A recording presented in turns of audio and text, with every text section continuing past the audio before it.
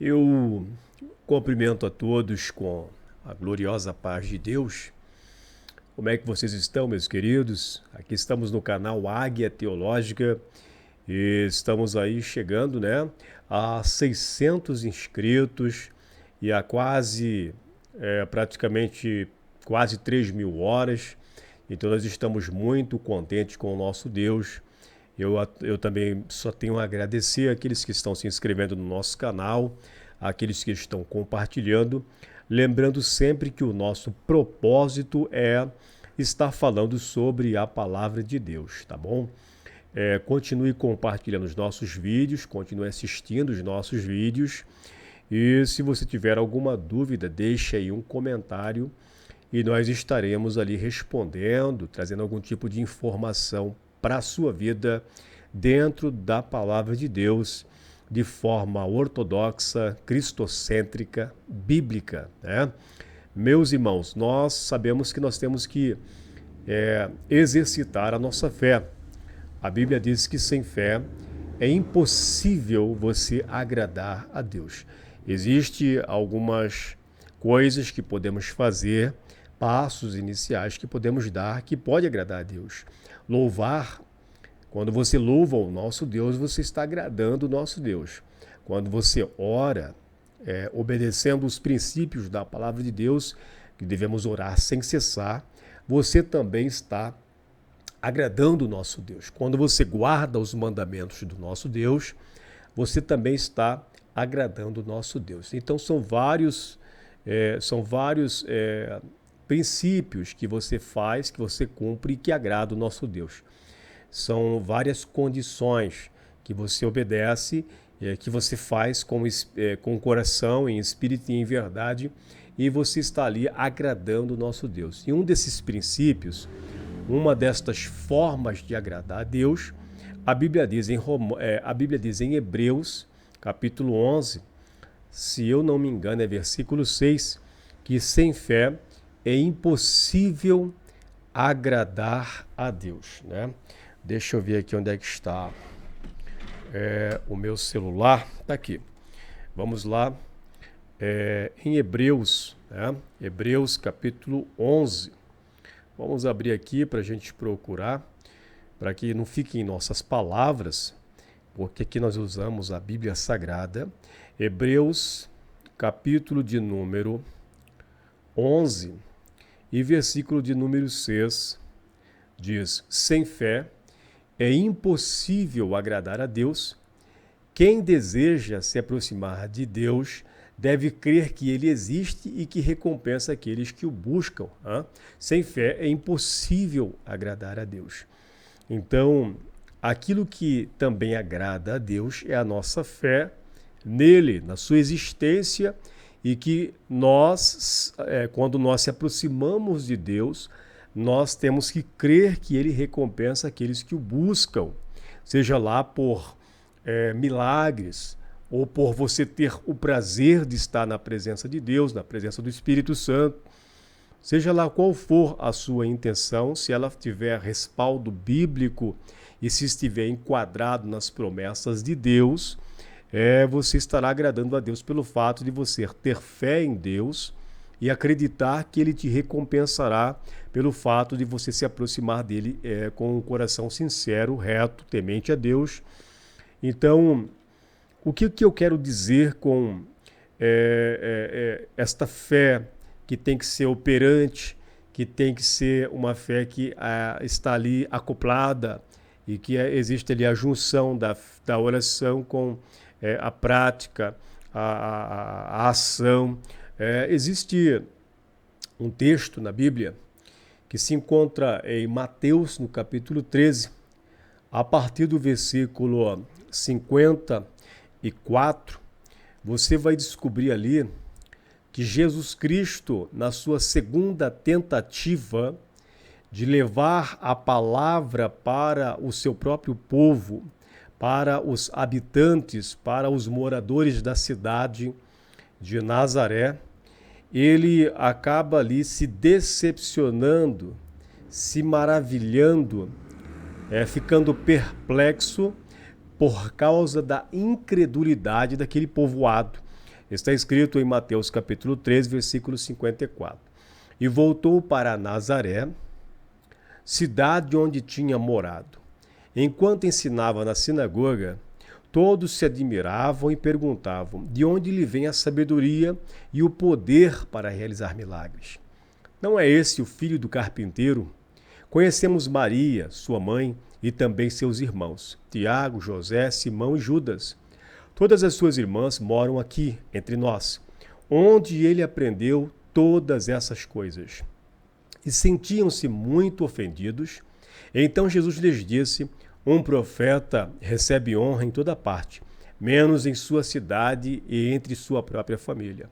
E por causa da incredulidade deles, realizou ali apenas uns poucos milagres. Então a gente acaba descobrindo dentro desse texto que um dos motivos, o principal motivo por que Jesus Cristo ele não operou grandes milagres, ele não fez grandes maravilhas de forma estrondosa, gloriosa, né?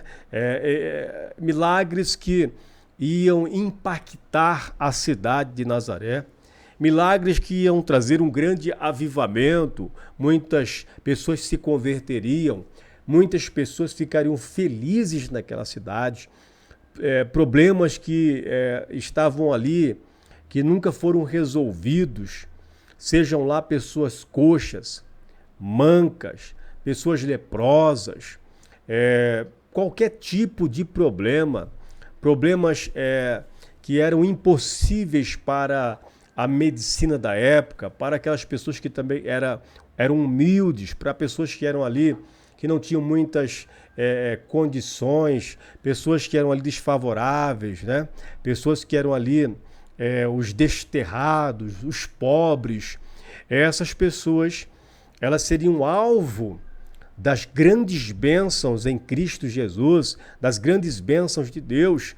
Elas receberiam coisas, milagres gloriosos, se elas tivessem o seu coração aberto para a mensagem que Jesus estava pregando.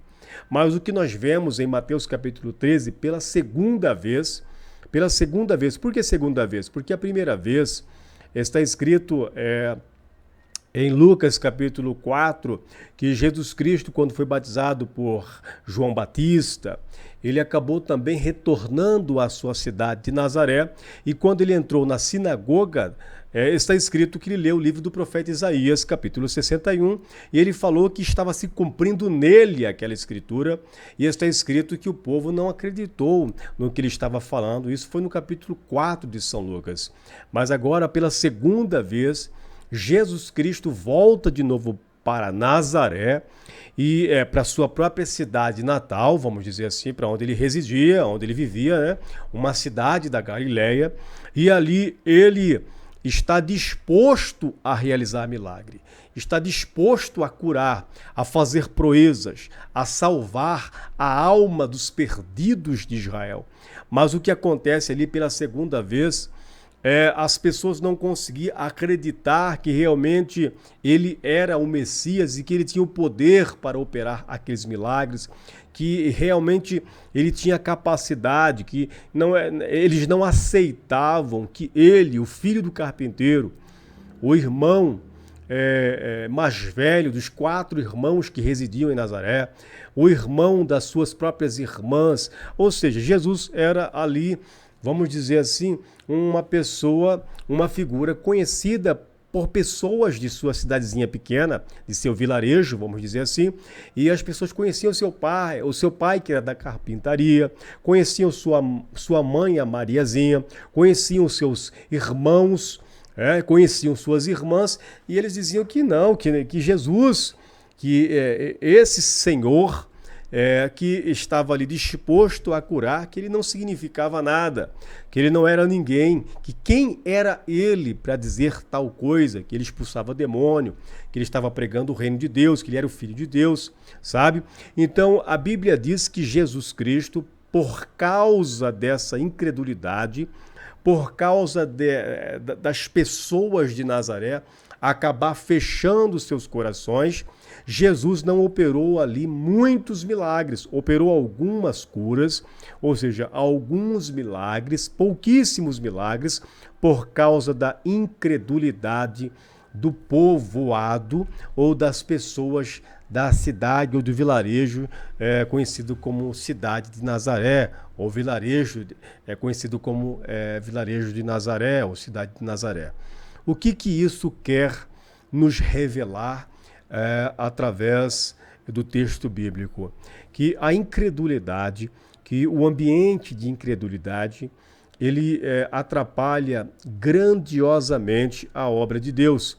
Aonde há incredulidade, aonde há ali a falta de confiança de que Deus pode realizar um milagre, de que Deus pode resolver todos os assuntos, de que Deus tem capacidade para resolver, de que Deus tem compaixão, que Ele tem misericórdia e que é do interesse dele resolver tal problema. É a mesma coisa de uma casa onde há uma pessoa que é cristã, ela deve orar muito para que esse espírito de incredulidade seja expulso, para que este espírito de incredulidade perca as suas forças. Essa pessoa, quantas vezes dentro de uma casa, dentro de um lar, dentro de uma igreja, Deus deixa de operar por causa da incredulidade daqueles que estão ao nosso redor. Quantas vezes em um culto, em uma ministração, poucas coisas acontecem dentro de uma igreja, dentro de uma casa, ou na intenção de uma operação ali de uma pessoa que veio para pregar o reino de Deus, que veio para falar sobre a palavra de Deus, veio para trazer uma mensagem de libertação, de cura, de transformação, e a gente acaba percebendo ali que naquele ambiente não aconteceu várias coisas, ou não aconteceu nada, e nós ficamos nos perguntando o que aconteceu de errado para que aquela palavra não trouxesse verdadeiramente o resultado prometido pelo próprio pregador, pela própria pessoa em que fez a ministração. A resposta para esta pergunta é que ali se encontrava, possivelmente, ele tinha um ambiente de incredulidade. É por isso que você deve, antes de qualquer coisa, entender que é necessário que você pregue a palavra de Deus, você alimente as pessoas com os princípios da palavra de Deus, para que haja ali uma renovação da fé, para que essa pessoa tenha a fé alimentada. Está escrito em Romanos que a fé vem por ouvir a palavra de Deus. Então, a obrigação do mensageiro é que ele venha trazer primeiramente a palavra da fé, a palavra que vai alimentar a fé, que vai ativar a fé de novo, a palavra que vai impactar o ambiente para que as pessoas que estão ali necessitando de um milagre, necessitando de uma cura, de uma libertação, de uma intervenção divina, para que elas voltem a crer ou que elas se despertem para a confiança plena na autoridade da palavra de Deus. E então ali Deus começará a operar sinais e maravilhas, certo? Então, a obrigação de quem ouve, quem está ministrando, de quem está trazendo ali uma palavra, uma promessa de Deus, a obrigação e o passo inicial também daqueles que estão ouvindo é crer que esta palavra que essa pessoa está trazendo é uma palavra vinda de Deus e que a palavra é bíblica. A palavra ela é poderosa, ela é vivificante e que de fato a palavra de Deus se cumpre. Nós temos que crer. Quando a gente ouve uma mensagem, ouve as promessas de Deus, ouve os princípios da palavra de Deus, quando a gente é impactado pela palavra que penetra no espírito, alma, medula, quando a gente ouve essa palavra, devemos nos agarrar a esta palavra, devemos nos prender a esta palavra, devemos deixar e permitir que essa palavra ela germine, ela gere o milagre de Deus em nossa vida. Devemos ser um bom solo, ou seja, devemos abrir o nosso coração, ou deixar que a palavra penetre em nosso espírito, em nossa alma, e permitir que esta palavra gere fruto em nós, certo? Aí então nós teremos um ambiente de milagre. Então, se você ouvir a palavra, se apegue à palavra, aceite a palavra, peça para o Espírito Santo de Deus que você quer ter o seu coração aberto, preparado como um bom solo para quando o ministro, para quando você ouvir ou ler a palavra de Deus, ela possa gerar fé em sua alma e você possa dar passos de fé para que você veja os milagres de Deus e que você não acabe fazendo as mesmas coisas que o povo de Nazaré, daquela cidadezinha pequena, ou daquele vilarejo, fez. O que o povo de Nazaré fez? Não aceitou a palavra por causa da simplicidade de Cristo, porque ele era alguém ali daquela região, porque ele era ali vizinho, vamos dizer assim. Então, quantas pessoas acabam perdendo o milagre, acabam perdendo a oportunidade de ver milagre, pelo fato de conhecer o pregador, pelo fato de saber de onde a pessoa vem, ou porque a pessoa é humilde. Eles estavam dizendo, não é possível que este cara, ou que esta pessoa, que este cidadão faça milagre aqui, porque sabemos que o seu pai é carpinteiro. Quem é ele para fazer milagre entre nós? Então, esta é a mesma preocupação, é o mesmo pensamento das pessoas da atualidade. Às vezes a pessoa está olhando para a aparência do mensageiro e não está parando para ouvir o que o mensageiro tem a dizer, se é bíblico ou não, se é verdade aquilo que ele está falando ou não. Por isso há muitas pessoas que acabam não recebendo os milagres da parte de Deus. A Bíblia diz que sem fé é impossível agradar a Deus. E a Bíblia diz também que para Deus nada é impossível, né? Para Deus nada é impossível. Está escrito também, se creres, verás a glória de Deus. Jesus disse para Tomé, Tomé, sejas crente, né? Tomé, seja crente, creia. Então nós devemos entender algo, que a vida cristã, ou os milagres de Deus, eles nos vêm através de acreditarmos nas promessas de Deus, confiarmos plenamente do profundo de nossa alma, guerrearmos na fé, permanecermos intactos, perseverantes e acreditando que aquilo que Deus falou, Ele vai cumprir. Que Deus continue falando em seu coração. Um grande abraço.